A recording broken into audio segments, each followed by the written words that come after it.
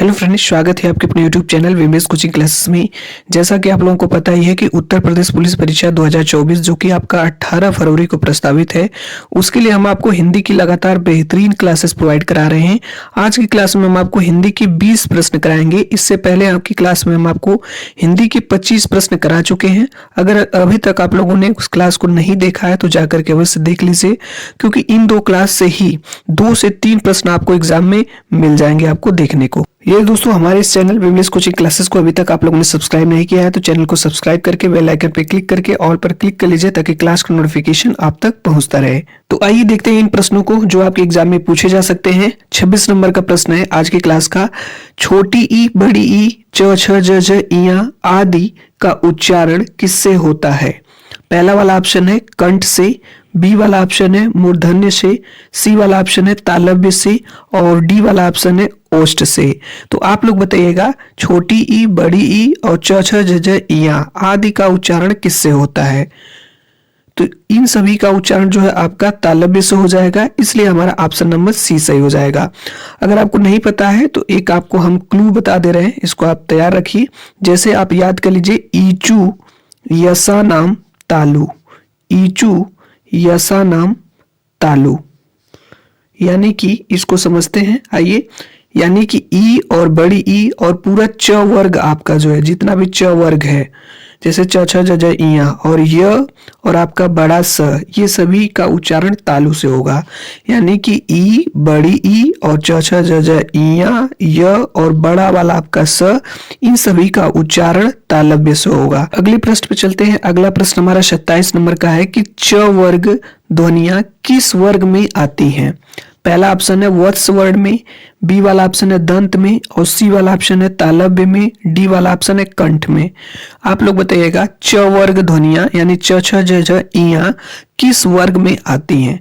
तो अभी हम लोगों ने ऊपर पढ़ा है ईचू यसा नाम तालु, तो यानी कि ई बड़ी ई और पूरा च वर्ग आपका य और बड़ा वाला स, ये सभी का उच्चारण स्थान तालु से होता है, इसलिए इसका ऑप्शन सी सही हो जाएगा, तालव्य।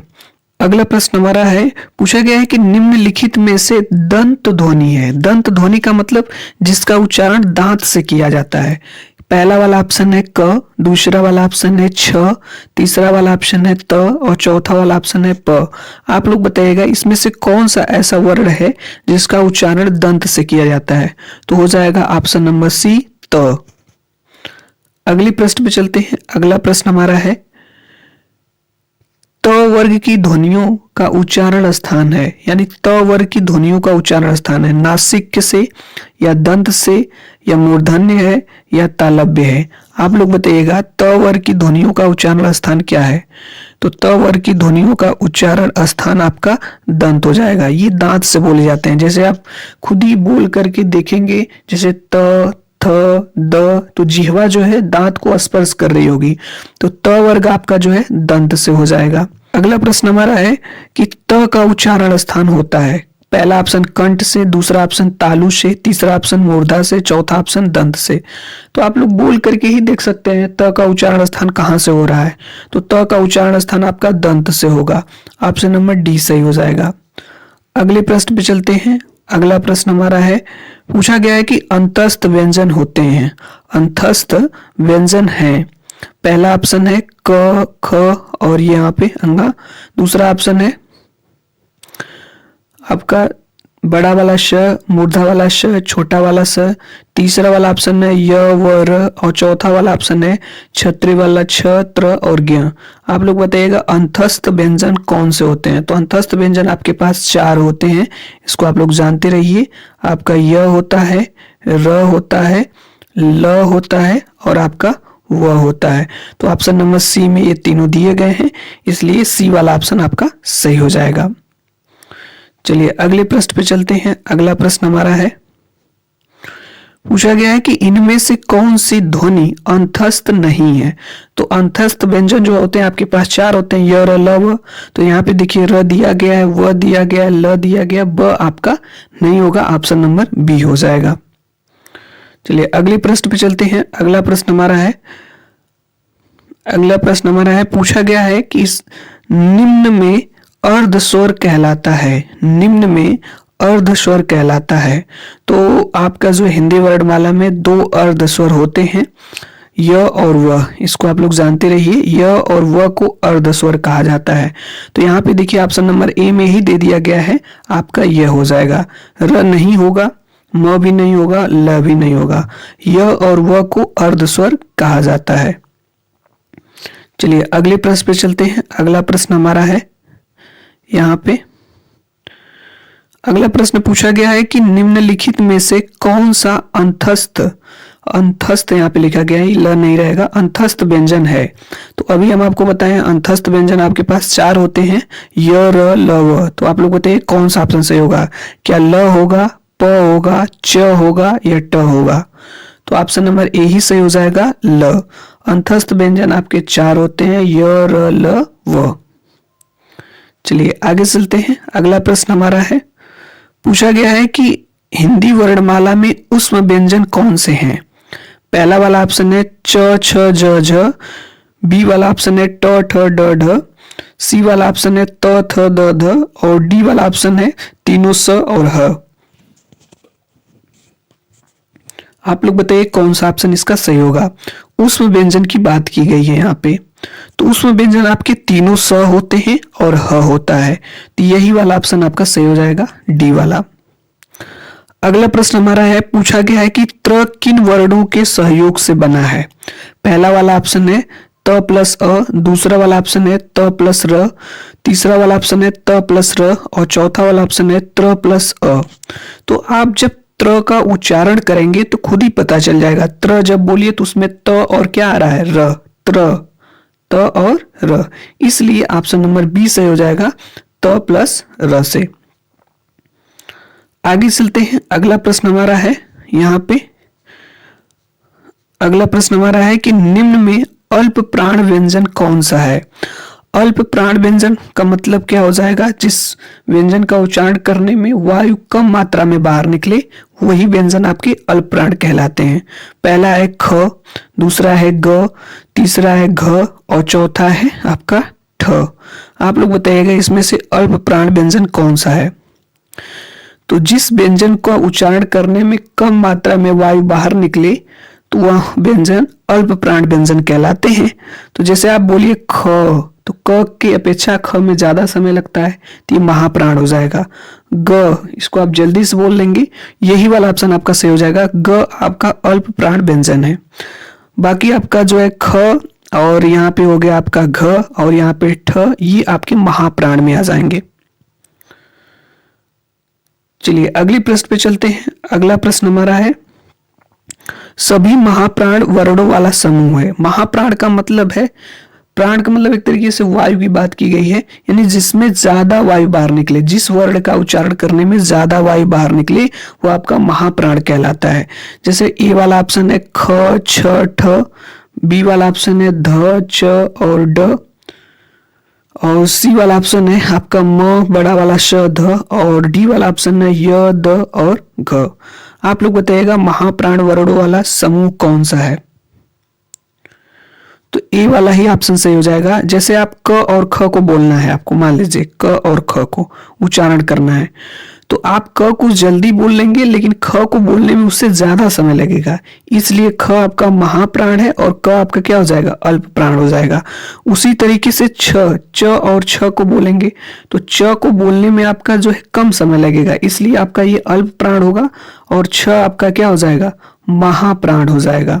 उसी तरीके से ट और ठ को आप जब उच्चारण करेंगे तो ट आप बहुत जल्दी बोल लेंगे और ठ को जो है उससे ज्यादा समय लगेगा, यानी कि इसमें ज्यादा वायु बाहर निकलेगी। तो इस तरह से आपका ख छ और ठ ये तीनों आपके महाप्राण हो जाएंगे।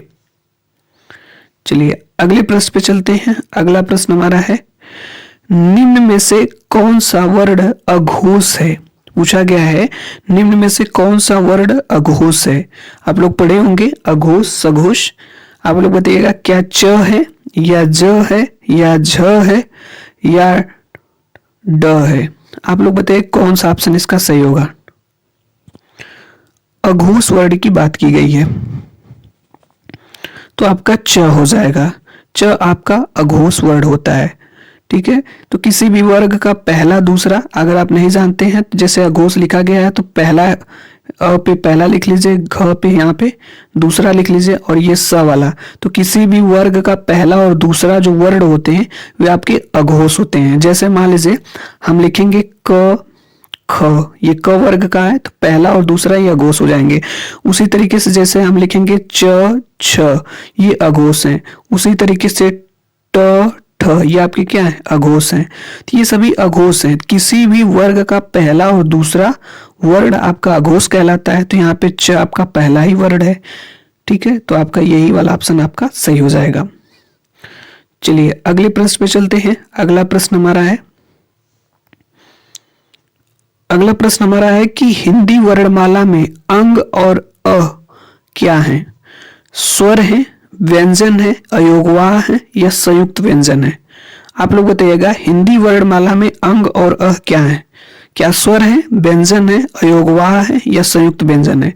तो ये आपके अयोगवाह कहलाते हैं, स्वर नहीं कहलाते हैं, इनको अयोगवाह कहा जाता है।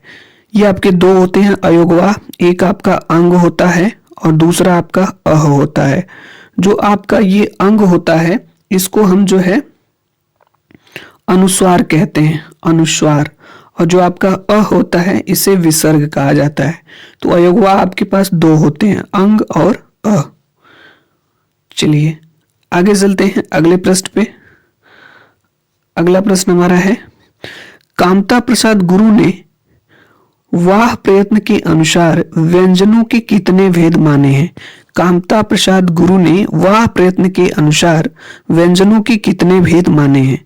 पहला ऑप्शन 3, दूसरा ऑप्शन 5, तीसरा ऑप्शन 4 और चौथा ऑप्शन है 2। व्यंजनों के कितने भेद माने हैं आप लोग बताइएगा। तो उन्होंने व्यंजन के 2 भेद माने हैं, इसलिए ऑप्शन नंबर डी सही हो जाएगा। अगला प्रश्न हमारा है, अगले प्रश्न पे चलते हैं। अगला प्रश्न हमारा है कि काकल्य वर्ण कौन सा है? पहला ऑप्शन है य, दूसरा ऑप्शन है स, तीसरा ऑप्शन है ह और चौथा ऑप्शन है अड़ा। काकल्य वर्ण कौन सा होता है आप लोग बताइएगा। तो काकल्य वर्ण जो है, शुद्ध काकल्य वर्ण ह को कहा जाता है। ये कई बार एग्जाम में पूछा गया है। तो ह आपका काकल्य वर्ण कहलाता है। अगले प्रश्न पे चलते हैं। अगला प्रश्न हमारा है, पक्षी में कितने व्यंजन वर्ण हैं पूछा गया है। पक्षी में कितने व्यंजन वर्ण हैं? पहला है 2, दूसरा ऑप्शन है 4, तीसरा ऑप्शन है 3 और चौथा ऑप्शन है 5। तो पक्षी शब्द में कितने व्यंजन वर्ण हैं आप लोग बताइएगा। तो पक्षी शब्द में आपके जो है 3 व्यंजन वर्ण हैं। अगर आपको लग रहा है 2 तो 2 नहीं है, 3 है, क्योंकि छतरी वाला जो 6 है आपका जो है ये 2 वर्ण, ये संयुक्त वर्ण कहलाता है। ये 2 वर्णों से मिलकर के बना होता है, एक आधा वर्ण प्लस एक पूर्ण वर्ण से मिलकर के बना होता है।